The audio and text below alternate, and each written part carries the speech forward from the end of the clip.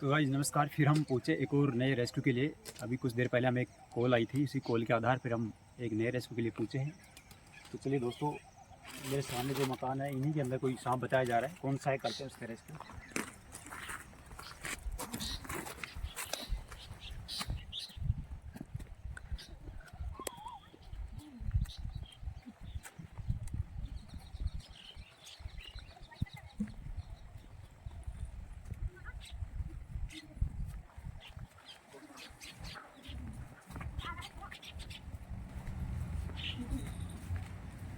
इसमें केड़े हैं?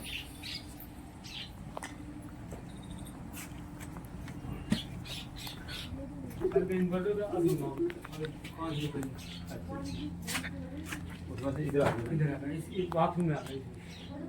टॉर्च देखो, टॉर्च है, बैटरी, मोबाइल मोबाइल में।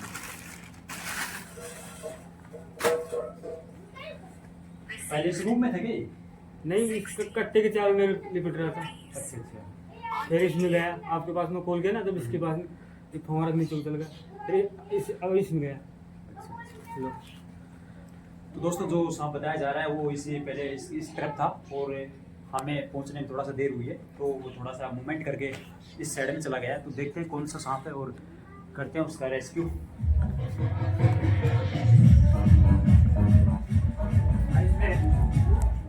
दोस्तों, इंडियन स्पेक्टिकल कोबरा है, जो देख सकते हो आप।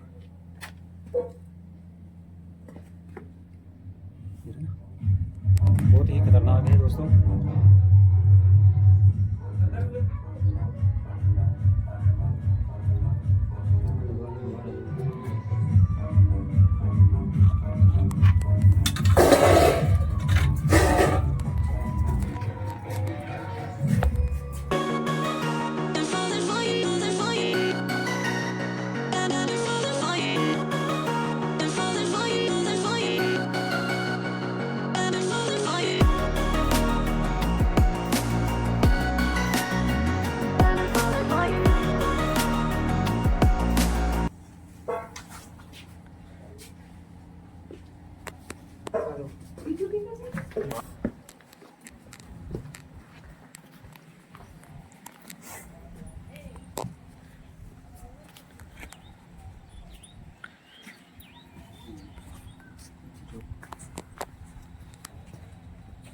तो गाइस, आप देख सकते हो बहुत ही बिग साइज का एक इंडियन स्पेक्टिकल कोबरा, जो बहुत ही खतरनाक होता है।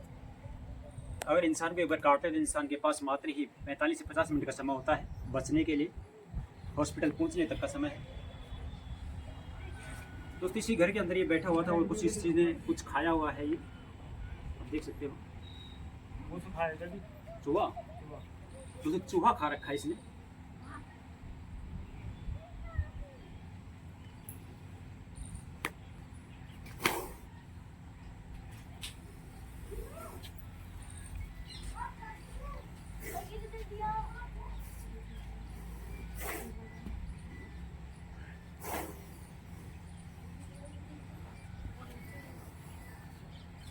दोस्तों, बहुत ही एग्रेसिव होता है ये।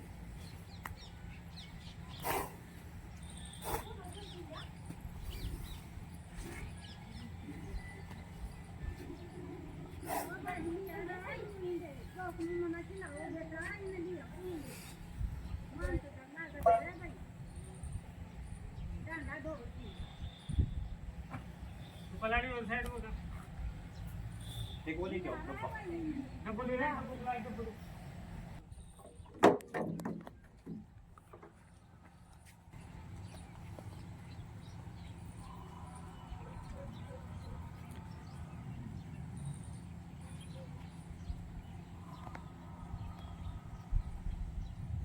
दोस्तों, इसे हम हिंदी के अंदर इसे नाग कहते हैं। इसे नाजा नाजा के नाम से भी जाना जाता है।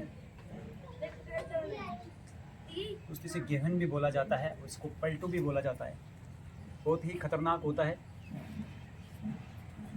दोस्तों, इसका जो पसंदीदा भोजन होता है वो चूहा होता है।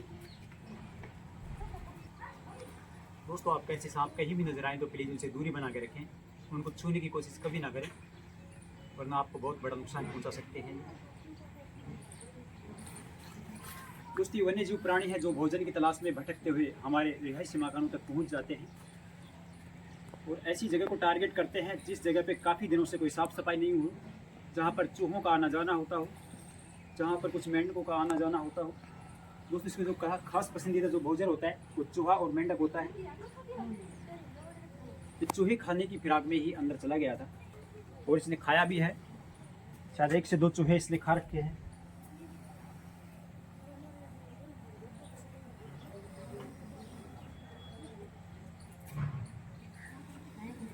दोस्तों इसे आपकी जानकारी के लिए बता दें, इसके अंदर जो जहर की मात्रा होती है वो न्यूरोटॉक्सिक नामक जहर होता है। अगर इंसान की बॉडी में एक बार इंजेक्ट हो जाए तो इंसान के पास मात्र ही 30 से 45 मिनट का समय होता है बचने के लिए, अगर सही समय पे ट्रीटमेंट मिल जाता है तो दोस्तों आपको ऐसे सांप कभी भी किसी की जाने अनजाने में अगर बाइट करता है तो प्लीज़ सीधा डिस्ट्रिक्ट हॉस्पिटल ही जाएं, किसी झाड़ फूक के चक्कर में कभी ना पड़े, वरना अपनी जान को खतरा हो सकता है। ये इसका एक्शन होता है काटने का। दोस्तों इससे इंडियन स्पेक्टिकल कोबरे की जो खास पहचान होती है, ये आधे से ज़्यादा अपने शरीर को हवा के अंदर उठा लेता है और जो इसका फन है इसको फैला लेता है ये हवा के अंदर।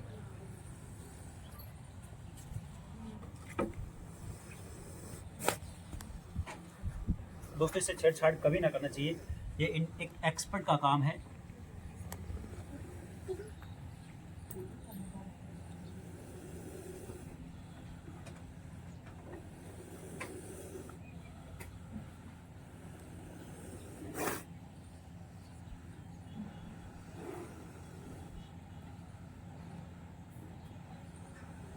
चलिए गाइज, अब इसको देरी न करते हैं रेस्क्यू। ये वन्य जीव प्राणी है, इसको ज़्यादा परेशान न किया जाए, तो इसको करते इस डब्बे के अंदर पैक।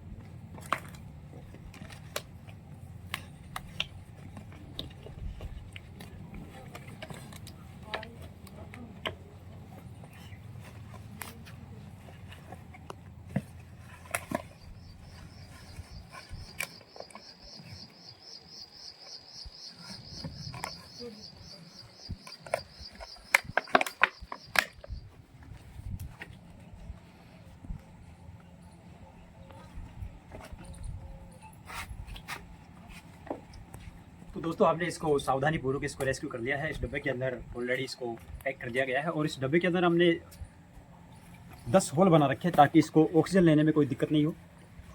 ये तब तक रहेगा जब तक हम जंगल नहीं पहुंच जाते। तो आपको थोड़ा सा हम जिस लोकेशन के आधार पे यहाँ पे आए हैं उसी लोकेशन पे ये रिहायशी मकान था। इसी रिहायशी मकान के अंदर हमारी छोटी जिंदगियाँ रहती है, थोड़े मासूम रहते हैं, हमारे भाई बंद रहते हैं, हमारी माताएं बहनें रहती है। थोड़ा सा उसे रूबरू करवाते हैं आपको कैसे क्या मंजर था।